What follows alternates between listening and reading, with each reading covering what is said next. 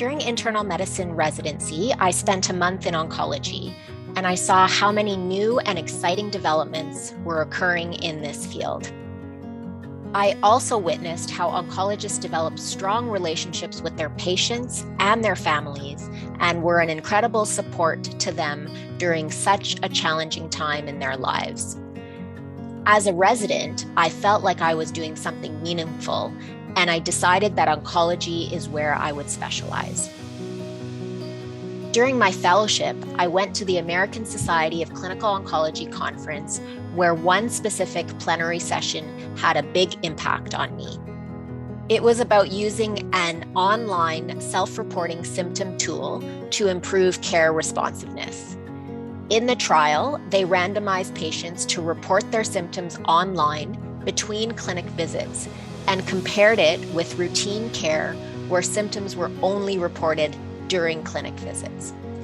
Not only did the study show that patients who used the online tool had better quality of life and less emergency and hospital visits, they also found that those patients survived longer. I was shocked that such a simple tool meant to manage people's symptoms more effectively could also prolong their lives. A year later, I had the opportunity to be involved in a similar project with the palliative care team at my center.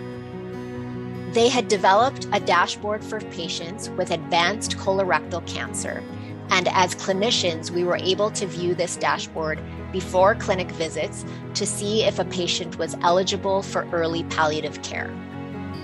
It was meant as a referral pathway, but as I began using the dashboard, I noticed how it helped me prepare for my clinic visits and improve the symptom management that I provided. There were cases where patients were taking over-the-counter medications to manage their pain.